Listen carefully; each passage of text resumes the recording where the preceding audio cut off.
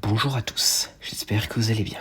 Depuis Star Wars épisode 2, l'attaque des clones, nous voyons fréquemment les pillards Tusken accompagnés de créatures qu'ils traitent comme leurs animaux de compagnie, les massifs. Et c'est justement d'eux dont on va parler aujourd'hui. Et donc, commençons. Donc, les massifs sont des reptiles quadrupèdes trapus, avec une peau rugueuse, de grandes mâchoires avec une bouche dentée, de grands yeux sombres et une ligne de pointe dure le long de leur dos. La taille de ces épines, utilisées par le reptile pour se défendre, indiquait son âge. Originaires des environnements désertiques, les massifs sont des chasseurs féroces aux morsures puissantes et dangereuses. Ils mesurent environ 1 mètre de haut et vivent sur des planètes dans des habitats désertiques comme Tatooine, Geonosis ou Florum.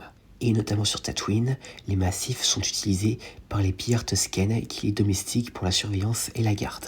L'apprivoisement d'un massif par les hommes des sables repose sur un respect mutuel profond et une éducation stricte. Dès le plus jeune âge, les Tusken capturent rarement des massifs sauvages adultes et privilégient l'adoption de jeunes spécimens ou gèrent directement la reproduction au sein d'un camp. Le jeune massif est immédiatement mis en contact avec son futur maître ou les enfants du clan pour s'habituer à l'odeur et au mouvement des Tusken. L'animal est nourri avec les restes de chasse du clan.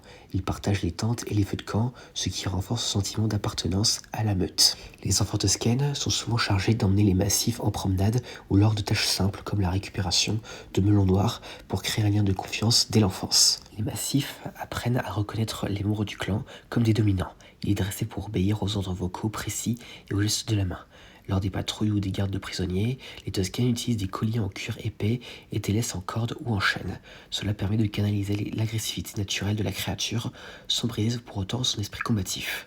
Et pour les Tusken, le massif n'était pas seulement un outil, mais un partenaire de survie essentiel face aux dangers de Tatooine, comme les dragons Krayt. Cependant, les pillards Tusken ne sont pas les seuls à domestiquer des massifs, car en effet, la Grande Armée de la République l'avait aussi fait pendant la guerre des clones, les utilisant comme des bêtes de garde. Et d'ailleurs, parmi ces massifs, il y en avait un qui portait le nom de Greaser. Et pendant l'ère impériale, l'Empire continua à en utiliser, comme par exemple sur la planète Darrow, qui abritait une base impériale secrète dédiée à l'entraînement des premiers Stormtroopers recrutés. Cependant, sur d'autres planètes, où les massifs étaient souvent importés, il était illégal d'en promener un en liberté, et quiconque s'y adonnait s'exposait à des poursuites judiciaires. Et à part ça, c'est tout ce que nous avons concernant le massif. Pour la petite anecdote, le massif à l'origine était une monture des Géonosiens dans les premières versions de l'épisode 2, l'attaque des clones. Un rôle qui sera plus tard donné à une autre créature, l'Oray. Cependant, le design était jugé trop féroce et finalement il fut converti en l'animal que l'on connaît aujourd'hui. Un modèle de 33 cm de long fut sculpté par Michael Murnam et Robert Ibarnes qui agrandirent les yeux de la créature et le jetèrent des épines. Et d'ailleurs, il existait même une scène où les massifs devaient attaquer Obi-Wan sur Geonosis, mais finalement la scène a fini par être coupée. Et là où à l'origine ils devaient être représentés comme des animatroniques, ils ont finalement été générés par ordinateur. Et donc voilà, j'espère que cette vidéo vous aura plu, laissez venir ça dans les commentaires, et à la prochaine.